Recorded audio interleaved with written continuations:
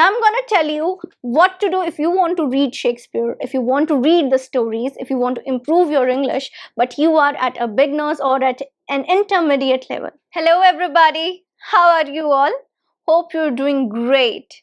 Today is a very different but a very important lesson in English. Today's lesson is something that can be really insightful for you, and you'll get a particular resource to read English and to improve your English.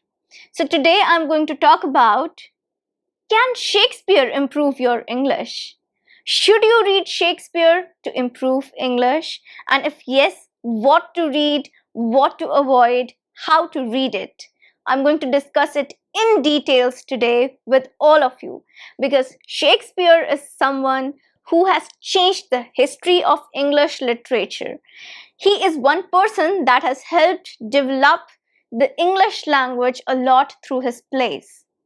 So are you ready for today's lesson?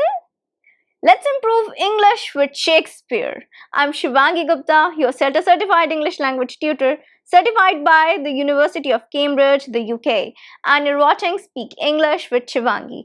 Before beginning, I'd like to request you to please subscribe the channel so that you get all the video lessons that I'm posting. You get one video lesson every day on this channel. Like the video and share it as much as possible. Share it with your friends too. Okay, coming back to today's lesson. Should you read Shakespeare? Can Shakespeare improve your English? Well, there are lots of ways in which we can approach Shakespeare.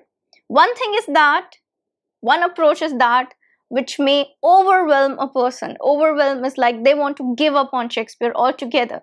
And there is a strategic approach of mine which can actually help you improve your English and develop a reading habit if you are interested in reading Shakespeare. It will actually have a very smooth transition into the Shakespeare, into the world of Shakespeare, in reading Shakespeare. If you want to read Shakespeare, this strategic approach that I'm talking about, this will help you improve your English using Shakespeare. Now, first of all, let's talk about who was Shakespeare. We all know he was one of the greatest dramatists in the world. He gave rise to theatre. Today we watch theatre, we watch movies, we watch drama. It's all lies in theatre. Like movies, they are an extended version of dramas, the theatres that used to happen when there was no technology.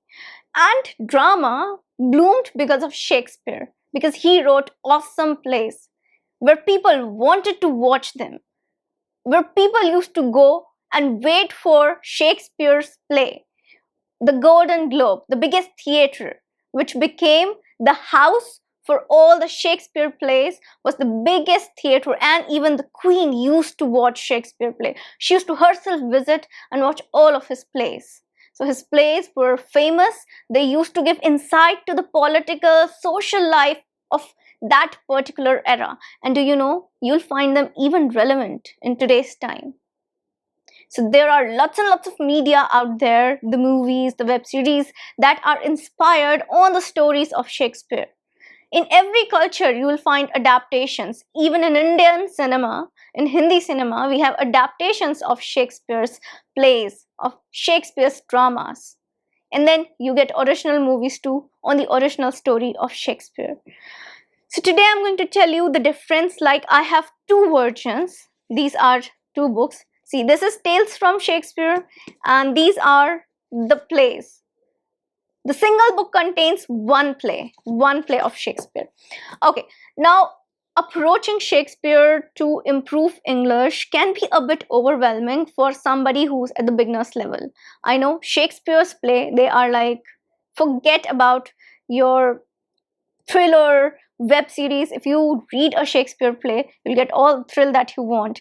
There is drama, there is violence, there is plot twist, there is revenge, there is everything. If you read Shakespeare's tragedies, you'll find a whole lot of things to read about in that particular play. And the stories, they are so captivating that you will think about the stories. So I had this particular paper, I remember, in my MA, where I had to read 7 tragedies for one single paper. So it was like everything was there in my mind, and I was like, okay, 7 tragedies altogether was a lot to take in.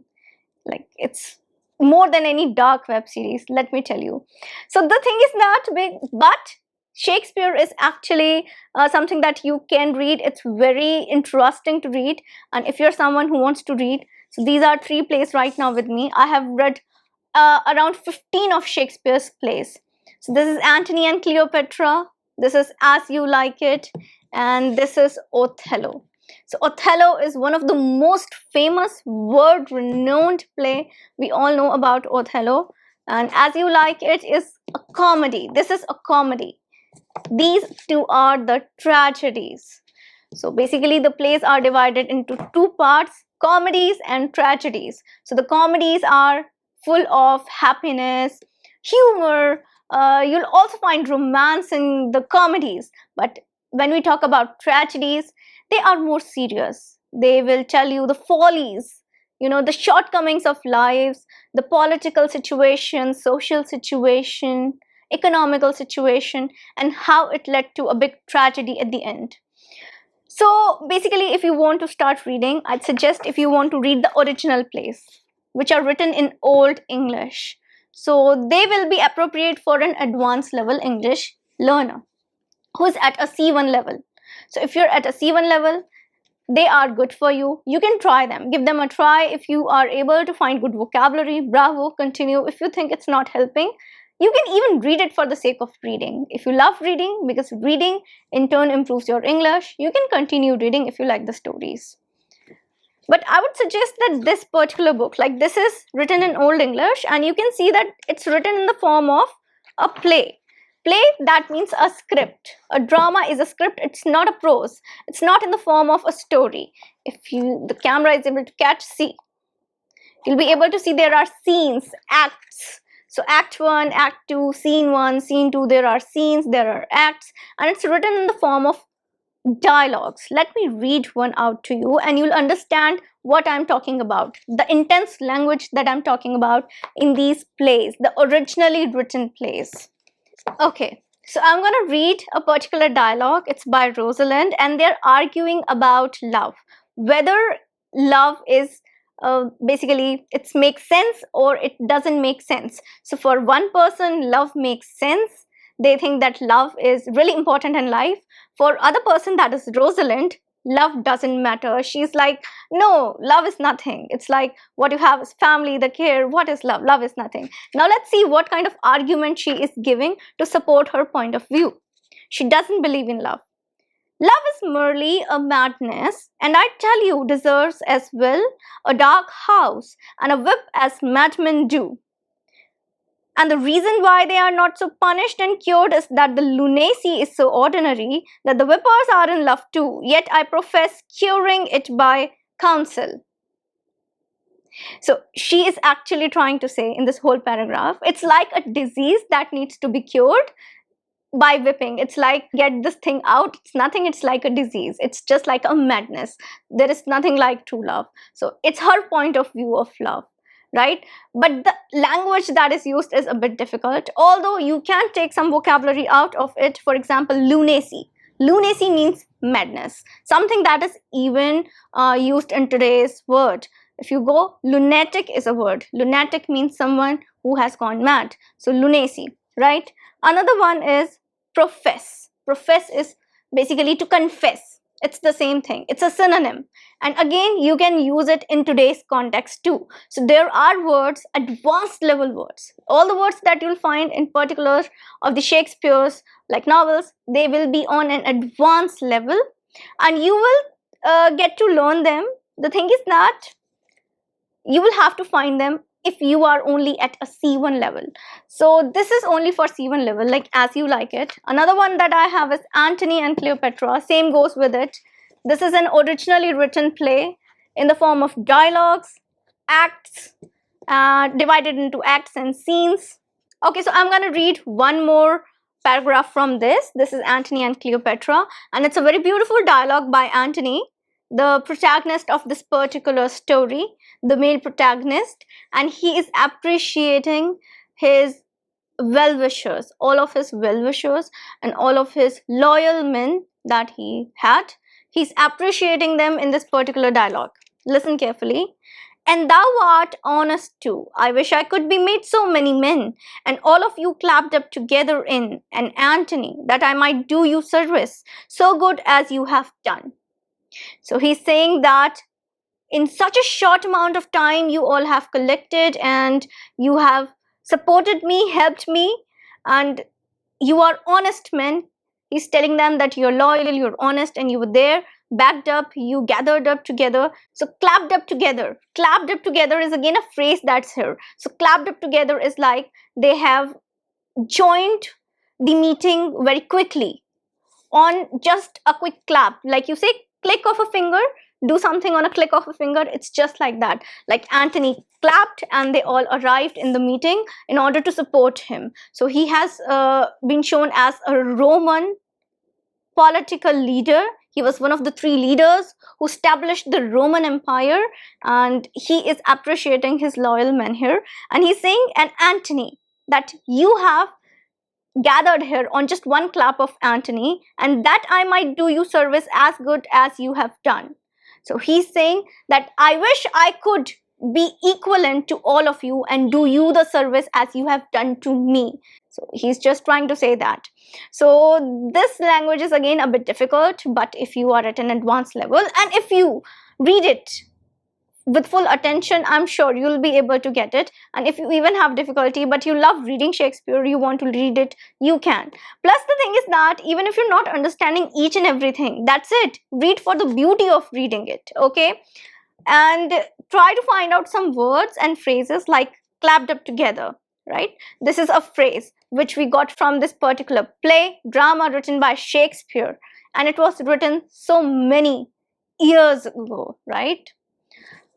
Okay, so the last one is Othello. I'm not reading anything from it right now. The thing is that Othello, can you see how thick this is? Oh my god. Yeah, so Othello is one of the most famous plays, and we even have adaptations of Othello. This is one of the plays that has been adapted a lot in a lot of different cultures. So you'll find adaptations in France, Germany, in India. I think there are two adaptations. One is in Hindi, one is in Bengali, two different adaptations. So Shakespeare has been adapted a lot. Now I'm going to tell you what to do if you want to read Shakespeare, if you want to read the stories, if you want to improve your English, but you are at a beginner's or at an intermediate level. So this is the book which is going to help you. Do not worry. Even if you are at a beginner's level, still you can use Shakespeare to improve your English. Now this is, as you can see, Tales from Shakespeare. It is written by Charles and Mary Lamb. So these are basically the plays, the stories of Shakespeare which are converted into prose using modern English. Now as you can see, this is in the format of a story. It's a prose. A story is a prose. No dialogues, no play. It's a story.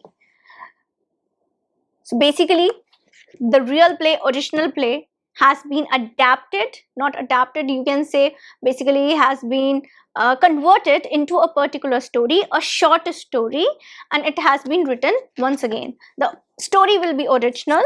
The thing is that the delivery of the story is just different. And you'll find them to be the short stories. Like for example, the Tempest.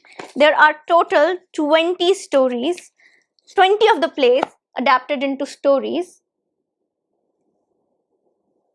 So 20 of the best and the most famous of the Shakespeare's dramas which are converted into stories, and they're here. So it's great. We use them to introduce Shakespeare to teenagers. This particular book is actually used to introduce Shakespeare to teenagers, and you can use it if you're at a beginner's level or at an intermediate level. You can definitely use it. You'll find amples and amples of words, challenging words in this too. Plus, you'll be very comfortable in reading the story because it's just story. One story lasts for about 20 to 25 pages. So can you see? The whole story, the whole play is ending in just 20 to 25 pages. So you can see it's like a very detailed summary of the play, detailed summary. Now let me read a paragraph for you. I'm going to read from A Midsummer Night's Dream. A Midsummer Night's Dream is Very beautiful kind of magic play. So magic play are basically where you'll see all the magic happening. There is happiness, humor, romance, uh, there is friendship. You'll see everything getting celebrated. It's good in all the ways. Happiness and happiness and happiness. No tears, no tragedy, nothing. So that's why I'm choosing A Midsummer Night's Dream for you. So I'm going to read a small paragraph. There was a law in the city of Athens which gave to its citizens the power of compelling their daughters to marry whomsoever they pleased. For upon a daughter's refusing to marry the man her father had chosen to be her husband, the father was empowered by this law to cause her to be put to death. But as fathers do not often desire the death of their own daughters, even though they do happen to prove a little refractory, this law was seldom or never put in execution. Though perhaps the young ladies of that city were not unfrequently threatened by their parents with the terrors of it. Okay, isn't it a very interesting story? So this play is beautiful, A Midsummer Night's Dream, and I'm not gonna reveal anything. So go check the play out yourself. And as you can see in this whole paragraph, there are words that are challenging. For example, compelling. Compelling is to persuade someone with some kind of force or pressure, that you're pressurizing someone to do something. Compelling. Seldom. Now there is, this law was seldom or never put in execution. So that means seldom, that is less or rarely, like non-existent. Seldom is like it's very less in frequency, rarely or hardly ever, or never, like seldom or never. That is no, it's like almost no, it's an almost no in the frequency. Was seldom or never put in execution. So put in execution, again an advanced word. Execution means to carry out something. So the author is saying that this particular law was never executed. So they have this law, particular law, that the daughter was bound to marry the person that has been chosen by the father, but this particular law was not actually executed ever. So this story is very beautiful. It talks about a lot of issues that are faced by a girl, basically youth in the society. You'll still find it relevant in today's time, and it has a very beautiful ending. Believe me, it has a beautiful, beautiful conclusion ending, because this is not a tragedy, this is even not a comedy. It's called a magic play. This is a magic play. In simpler words, I'll call it a magic play for you to understand, because it has some magical element kind of thing which just makes everything all right at the end. So this is a beautiful play you should check out. In this way, you can definitely use Shakespeare to improve. Now, what you have to do is, if you are at a beginner's level or intermediate level, use this particular thing. That means story adaptations, prose adaptations of Shakespeare's dramas. This is the best adaptation that I've ever came across. There are more, but they might be not appropriate in language for you. Like, they might not challenge your English. You need to improve your English, right? But the language which is used, it might be for just children, or it might be too easy. Okay, so this is something that I recommend by Charles and Mary Lamb, best. And these are the original plays written in that old English, thee, thou, thy, right? So thee, thou, thy, that's famous. These are famous pronouns used by Shakespeare at the time. So if you are at an advanced level, definitely go for the original plays. They are a pleasure to read. Definitely, you will have a great time reading them. So that's it for today. That was the lesson. Yes, you can definitely improve your English with Shakespeare. That's my conclusion. I hope this lesson helped you get a particular resource to read and improve your English. So I'm gonna see you next time with a new lesson. Till then, keep reading, because reading improves your English. And take care and bye.